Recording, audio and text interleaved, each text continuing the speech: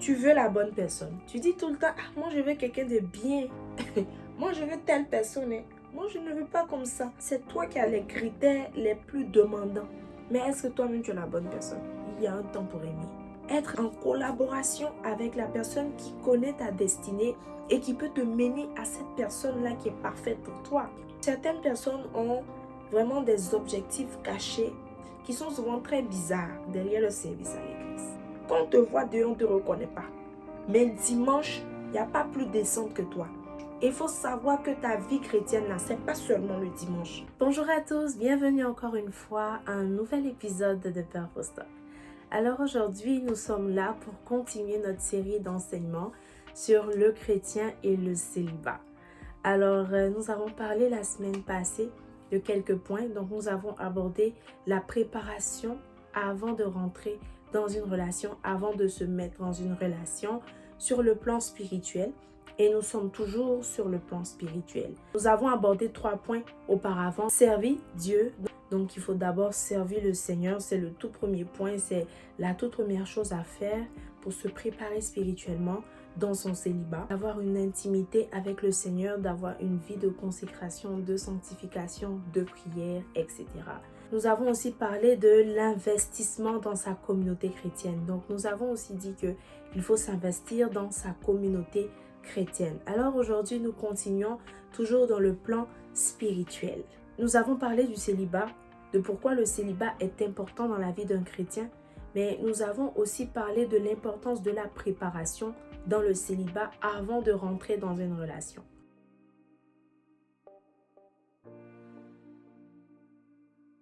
Prier pour la préparation de son cœur. Donc, prier pour que le Saint-Esprit puisse façonner notre cœur pendant que nous sommes encore célibataires, pendant que nous sommes encore seuls, nous n'avons encore personne. Vous savez, c'est très important de prier pour son cœur. Parce que lorsque vous rentrez dans une relation, il faut du cœur. Franchement, il faut du cœur. Il y a quelqu'un qui disait, pour s'amuser, que les relations amoureuses, c'est vraiment pour les grandes personnes. Parce que c'est pas du jeu, c'est pas de l'amusement et il faut vraiment du cœur. Alors que la Bible nous dit il faut garder notre cœur plus que toute autre chose. Juste pour mentionner le fait que notre cœur est très important. On ne prend pas le cœur à la légère. La Bible a aussi dit dans le livre de Luc, donc Luc 12, verset 34, « Là où est votre trésor, là aussi sera votre cœur. » Donc, nous devons savoir, nous devons comprendre ici que notre cœur contient notre trésor. Notre cœur est notre trésor. Et donc, nous ne devons pas jouer avec notre cœur. Donc, nous devons vraiment prier le Saint-Esprit afin qu'il puisse prendre le contrôle absolu de notre cœur, afin qu'il puisse prendre le contrôle total de notre cœur. Parce que lorsque nous allons aller nous engager avec quelqu'un, dans un futur proche, nous allons devoir aimer cette personne de tout notre cœur. Nous allons devoir supporter des choses avec notre cœur. Nous allons devoir ouvrir notre cœur à cette personne. Et si ce cœur n'est pas prêt à être dans cette relation, nous allons nous faire du mal. Ça peut être très destructeur de rentrer dans une relation sans avoir préparé son cœur et sans que notre cœur soit prêt à s'investir, à s'ouvrir totalement dans cette relation. Et aussi, il y a un autre aspect de la préparation du cœur. Qu'est-ce qu'il y a dans ton cœur? Je veux parler des blessures intérieures, mais ça, c'est un autre point. Donc, qu'est-ce qu'il y a dans ton cœur? C'est très important. Il faut prendre le temps de guérir ce qu'on a dans notre cœur, d'enlever tout ce qui est rancune, de prier afin que le Seigneur nous aide à enlever tout ce qui est haine, tout ce qui est rancune, mauvaise pensée qu'on garde dans notre cœur. J'écoutais le témoignage d'une sœur qui disait que elle n'arrive pas à se mettre dans une relation parce que Sa mère, qui était sa meilleure amie, est morte suite à des violences conjugales. Et elle a été témoin, voilà, de ce que son père faisait à sa mère et que son père a tellement battu sa mère que sa mère a eu une tumeur de cerveau. Et c'est cette tumeur de cerveau-là qui a tué sa mère. Et jusqu'à présent, elle a gardé ça dans son cœur. Et donc, elle ne veut même pas entendre parler de relation. Elle ne veut même pas entendre parler de quoi que ce soit parce que son cœur est rempli de haine. Son cœur est rempli d'endurcissement. Son cœur est endurci parce qu'elle ne veut pas pardonner, parce qu'elle ne veut pas aimer, parce qu'elle s'empêche et elle empêche les autres, les hommes, de pouvoir s'approcher d'elle, de pouvoir l'aimer, de pouvoir l'apprécier et même de pouvoir aborder le sujet de la relation ou du mariage avec elle. Donc préparer son cœur, c'est vraiment très important. C'est très nécessaire avant de pouvoir entrer en relation. C'est très important de préparer son cœur durant son célibat. Parce que une fois que le cœur est atteint, une fois que le cœur est touché, une fois que le cœur a été blessé, c'est très difficile par la suite. C'est pour ça qu'il y a beaucoup de personnes que la dépression emporte, les problèmes emportent, les problèmes sentimentaux, les problèmes qui les ont affectés jusqu'à toucher leur cœur.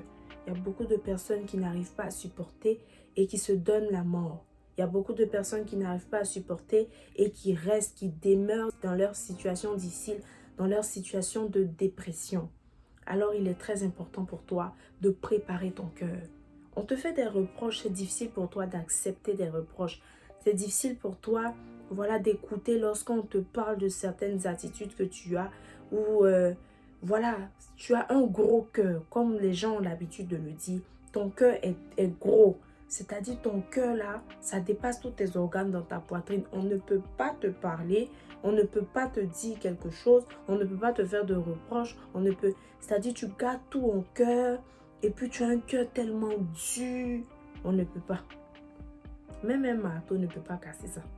Tellement que ton cœur est endurci. Écoute, pour pouvoir aimer quelqu'un comme le Seigneur nous a aimés, pour pouvoir aimer quelqu'un d'une façon saine, correctement, le mieux possible, tu dois vraiment aimer avec tout ton cœur.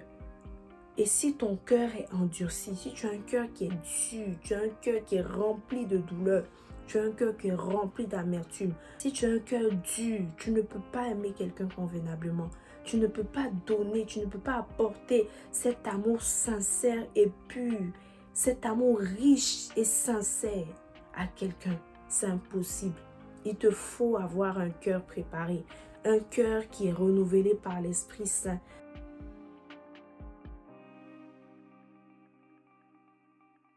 Il faut prier et proclamer des paroles. Il faut déclarer des bonnes paroles sur cette future relation-là, qui n'est pas encore là, c'est vrai. Mais la foi, c'est quoi? Rappelons-nous. Donc, franchement, la foi est très importante. C'est vrai que la personne n'est même pas encore là, la personne n'est même pas encore en vue. Mais une relation, un mariage, ça se prépare bien avant que la saison ne soit favorable à ça. Donc, c'est très important pour toi de prier pour ta future relation. Je prie et je déclare que cette relation dans laquelle je serai, ça sera une relation vraiment qui honorera le Seigneur. Ça sera une relation qui sera basée sur la parole de Dieu. Ça sera une relation saine. Ça sera une relation exemplaire. Je déclare et je prie que ma relation sera une relation couverte du sang de l'agneau.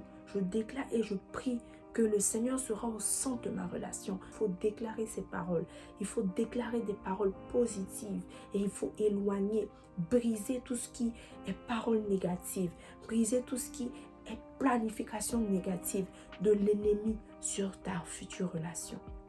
Lorsque la personne viendra et que tu seras en relation, tu verras qu'il y a beaucoup de choses qui sont similaires à ce pourquoi tu as prié. Il y a beaucoup de choses que tu vois. Il y a beaucoup de choses dans cette relation qui te conviennent, qui te plaisent, avec lesquelles tu es à l'aise, qui se rapportent à tes prières. Et tu vas te souvenir de ces prières-là. Et ta relation sera le fruit palpable de tes prières, le fruit palpable de tes proclamations, le fruit palpable de tes déclarations.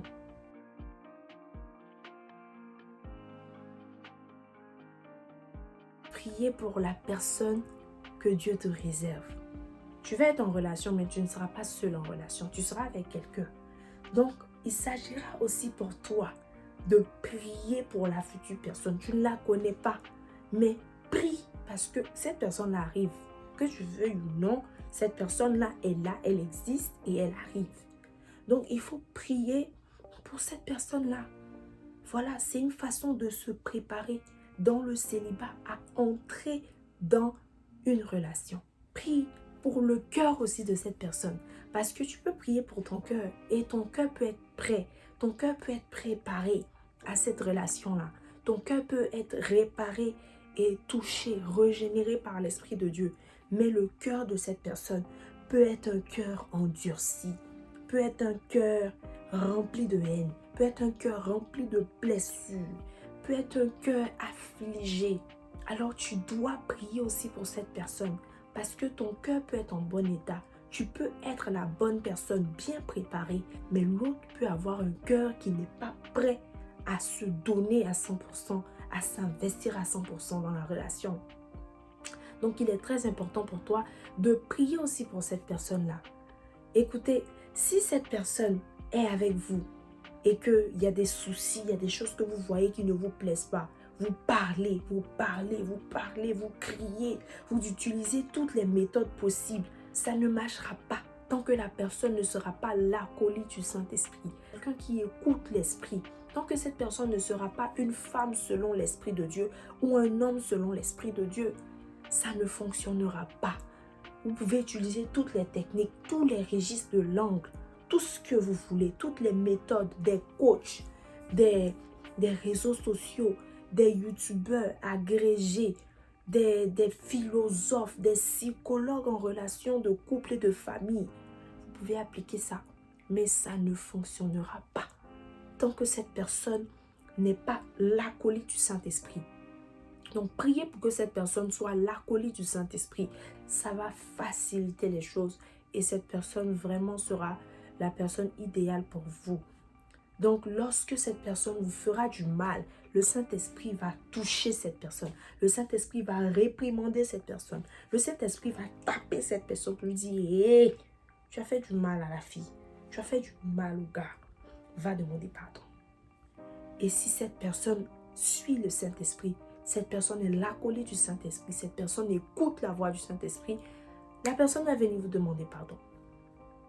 S'il y a un problème, il y a un souci avec cette personne, il y a un problème que vraiment tu vois que ça ne te plaît pas, à la longue, tu ne vas pas supporter, tu confies ça à Dieu et le Seigneur aussi lui parle parce que cette personne aussi est connectée à Dieu. Cette personne a une relation avec Dieu.